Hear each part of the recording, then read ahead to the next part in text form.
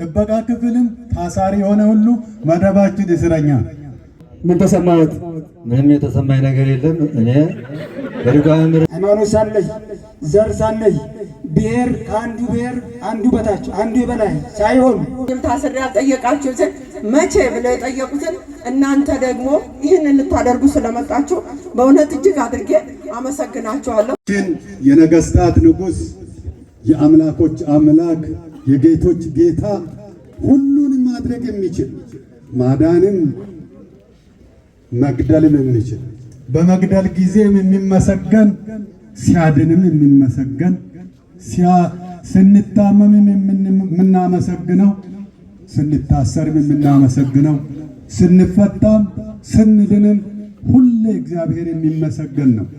ስለዚህ አሁንም እግዚአብሔር አምላካችን የተመሰገነ ይሁን። እንደዚህ እንድንዘምር እንደዚህ እንድናመሰግን እንድንደሰት የጌታችን ልደት ማለት የኛ ልደት ነው። ክርስትና ማለት ከአብራ ከመንፈስ ቅዱስ ከእግዚአብሔር መወለድ ነው። የሱ መወለድ የኛ መወለድ ነው። ስለዚህ ልደታችን እያከበርን ነው።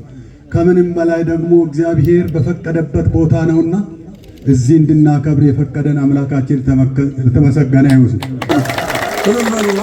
የማረሚያ ቤቱ ኃላፊ ኢንስፔክተር ድርባን ብቻ ሳይሆን ኮማንደር አቦነሽም ሌሎችን እጅግ አድርገን ነው የምናመሰግነው። በእውነት እኔ ሁል ጊዜ የምናገረው መላእክት ነው የሚጠብቁን፣ እንደ መላእክት የሚጠብቁን፣ በመላእክት የሚመሰሉ እኛ እንዳንወድቅም አንዱ አንዱን እንዳይገጭም የሚጠብቀው። ስለዚህ እነሱን ሁሉንም እናመሰግናለን። እዚህ ግቢ የፌዴራል ፖሊስ አለ፣ የማረሚያ ቤቱ ፖሊስ አለ፣ ሁሉንም እናመሰግናለን። በተጨማሪ ይህንን በዚህ መልኩ መጥቶ የጠየቁን ስጦታ የሰጡን የቤተ ክርስቲያን ልጆች ሎዛ መንፈሳዊ ኦርጋናይዘር፣ የኢትዮጵያ ኦርቶዶክስ ተዋሕዶ ቤተ ክርስቲያን ልጆች የቤተ ክርስቲያን ተቋም ነው። እዚህ የመጡት ሁሉ የኦርቶዶክስ ቤተ ክርስቲያን ልጆች ናቸው። ቲክቶከሮቹም ሌሎችም ሁሉም ጋዜጠኞቹም ኮሜዲውም ሁሉም የቤተ ክርስቲያን ልጆች ቤተ ክርስቲያን የፈቀደችላቸው እኔም ምክትል ጠቅላይ ሥራ አስኪያጅ ሆኜ ሳገለግል የማውቃቸው ልጆቼ ናቸው።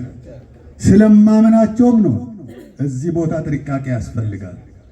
ምንም ምርመራ ሳይደረግ እኔን እመኑኝ እንዲህ ነው ያልኩት። ኢንስፔክተር የኔ ልጆች ናቸው። ስለዚህ እጅግ የሚያንስ የሚያርም ተቋሙንም ገጽታ እውነት ስለሆነ የሚገነባ እነሱም በረከት የሚያገኙበት ስራ ነው የተሰራና እጅግ አድርጌ አመሰግናለሁ። በተጨማሪም የኮሚሽኑ ማረሚያ ቤት ኃላፊዎች እዚህ ተቋም ብቻ ሳይሆን ዋና መስሪያ ቤት ላመሰግን እፈልጋለሁ። ለምን ለዚህ ተቋምም ለሌሎች ማረሚያ ቤቱም ሰርኩላር አስተላልፏል። ለሁሉም ሃይማኖቶች ገብቶ እንዲያስተምሩ፣ እንዲያገለግሉ፣ እንዲያመቻቹ ተቋማቱ ሁሉ መፍቀድ ብቻ አይደለም። ለኢትዮጵያ ኦርቶዶክስ ተዋሕዶ ቤተክርስቲያን ደብዳቤ ጽፏል። ኑና አገልግሉ ልጆቻችሁ ብሎ ለሙስሊም ተቋምም ጽፏል። ለፕሮቴስታንትም ጽፏል። እውነት ልናመሰግን ይገባል። እውነት ስለሆነ ያየነውን እንመሰክራለን፣ የሰማነውን እንናገራለን ነውና መጽሐፉ ዮሐንስ ወንጌል ምዕራፍ 3 ቁጥር 1። ስለዚህ ያየነው የሰማነው ይሄ ነው። ስለዚህ አሁን ደረጀ ወይንዬ የስጦታውን ለኢንስፔክተር ይሰጡልናል። ራሳቸው ያለብሳሉ ካህንም ስለሆነ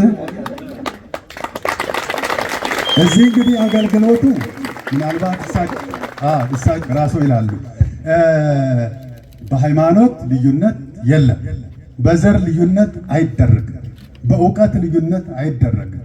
ፕሮፌሰሩ ሊቀ አእላፍም ዲያቆኑም ሁሉም ጥበቃ ክፍልም ታሳሪ የሆነ ሁሉ መደባችን እስረኛ። ይሄ ያለ ልዩነት ነው የሚያገለግል። የሚሰጠን አልጋ እኩል ነው። የሚሰጠን ብርድ ልብስም እኩል ነው። የሚሰጠንም ሬሽንም እኩል ነው። ልዩነት የለም። ይሄ በእውነት ለመናገር አንድ ነገር ብቻ እናገራለሁ። ቤታችን ውስጥ የራስን ምሳሌ ቢያደርግ የሌላውም ይሆናል። 11 ሰዓት ተኩል ማረሚያ ቤቱ ይቆጥርና እንገባለን። ከገባ በኋላ ትንሽ ፀሐይ አለ። እንደዚህ ጋደም ብዬ 80 ናት 90 ናት ተረፈኝ። በጣም ሳብ ቤት ውስጥ እኮ 2 አልጋ አልበቃ ተብሎ በሰው ልጆች ዱባይ አሰርተው ሜትር 2 ከ20 ወደ ጎን 2 ከ20 እሱ ቤት ሆኖ አይበቃኝም። የእውነት ነው። ምንድነው ይሄ ሁሉ እዚህ ብርድ ልብስ፣ ይሄ ሁሉ ትራስ ልብስ፣ እኔ ስራ በዝቶብኝ የሚገርም ይሄ ተረፈኝና በጣም እንዲህ ሳየው ብዙ ነው። 2 ሰው ያስተኛል ከሱ ሌላ። እንደዚህ ነው በእውነት። እኔ በበኩሌ የምለው ነገር ቅድም ሲባል የነበረ ነው። እንኳን ማረሚያ ቤት ገባው እዚህ ባልገባ ኖሮ እየሄድኩ ወድቅ ነበር። ቢሮ ሲሄድ ቅድስተ ማርያም ጉልላቱ ሳይ ቢሮ የገባው ይመስላለሁ፣ ግን ፍርድ ሲሰጥ ነው ማለት። እኔ ብቻ ነኝ የሚታወቀኝ እንጂ ፍርድ ሳጣምም ሲቆርጥ ሲፈል ስናደድ እንደውም ውጣ ከዚህ እላለሁ። ከኔ በላይ ምንም የለም እኮ በቃ። መንግስት መስሪያ ቤትም ሲሄድ ወረፋ አልጠብቅም። መንግስት ወረፋ አልጠብቅም። ህግ መጣስ ነው ራሱ። ሌላውን ትቼ ሌላው ቆዩ ብዬ ነው የምገባ። አሁን የእውነት ነው የምለው፣ ቅድም ሲባል የነበረው እኛ ተጠቃሚዎች ነን ከማንም በላይ ከምንም በላይ።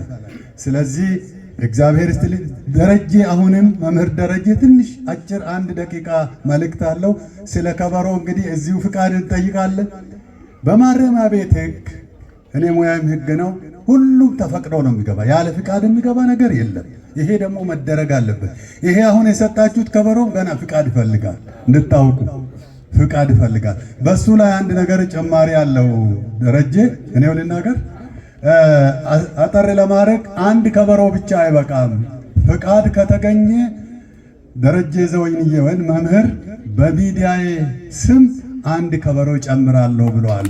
ምክንያቱም ይሄ ለየትኛው ዞን ነው ብዬ ጠየቅ። ዞን 3 ነው እኔ ነኝ የጠየቅኩ አሉ። ማን ነው? የት ነው ፍራሙ? አይ እሳቸው ነው ያሉኝ፣ እኔ ያሉኝ። እንግዲህ ዞን 3 ነው። ዞን ሌላው ስል እኔ 1 ጨምራለሁ ብለዋል። እግዚአብሔር ይስጥልን በሉ፣ እግዚአብሔር ይባርክልን በሉ። ይምጣ በፍቃድ እንጠይቃለን። የመጨረሻ መልእክት የሚሆነው ልጆቻችን አመስግናል፣ ተቋሙም አመስግናል። አሁን በጸሎት መዝጋት አለብን። የምትለው ነገር አለ? ይጨምራል። እሺ፣ ስጦታውን መስሪያ ቤቱን ወክዬ ተቀብዬዋለሁ። ለእያንዳንዱ አለቆች ሪፖርት አደርጋለሁ። እኔ ለእኛ በእድሜ የሚበልጡኝ አባቶች አሉ፣ እዚህ ወንድሞቻችንም አሉ። ተቋሙን ወክዬ ግን መወሰን ይችላል።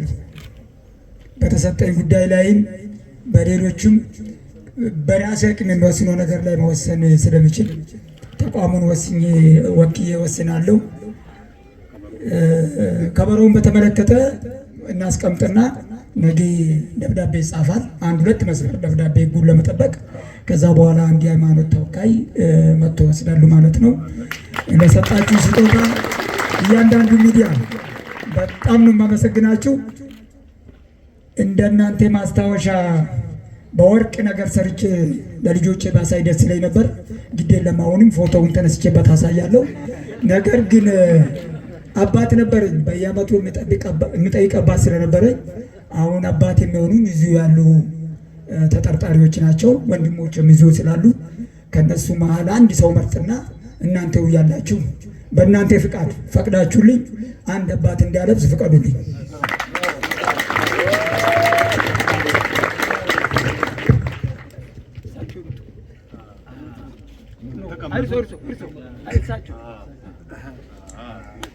በስመ አብ። እነዚህ አባት ኢንስፔክተር ድርባ እያቸዋቸው አይደለ?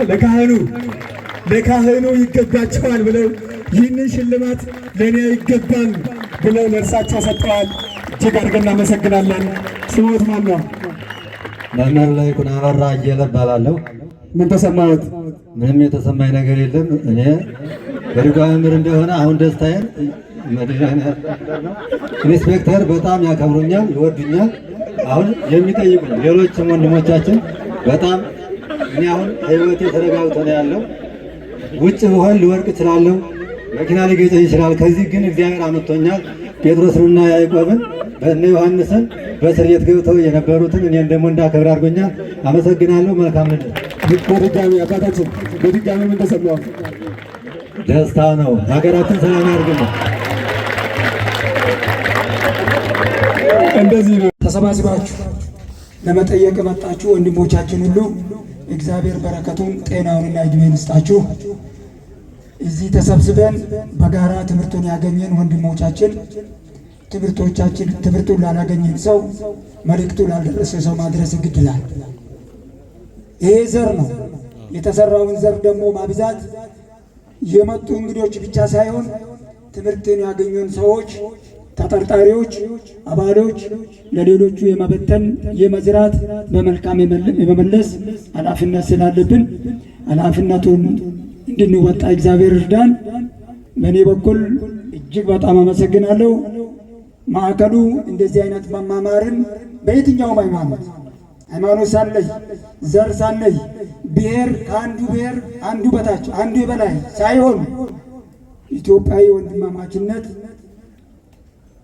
መከታ በማድረግና በመከተል እንደዚህ በጋራ እየተማር ሁኔታውን እያመቻቸን እንሄዳለን። የመጡ እንግዶች እግዚአብሔር ይስጥልን። ዓመቱ የመልካም የፍቺ የደስታ ዘመን ይሁንልን። አመሰግናለሁ። እሺ፣ አመሰግናለሁ።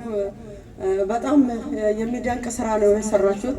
ቄስ በላይ ያላቸውን ጊዜ ሁሉ ወስደው በቢሮአችን ቁጭ ብለው እየደወሉ ይህንን መልካም ስራ እንዲሰራ ስላደረጉ እጅግ አድርጌ አመሰግናለሁ።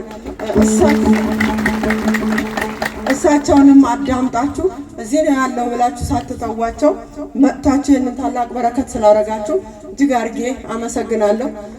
ይሄ የሰራችሁ ስራ ቃሉ ነው።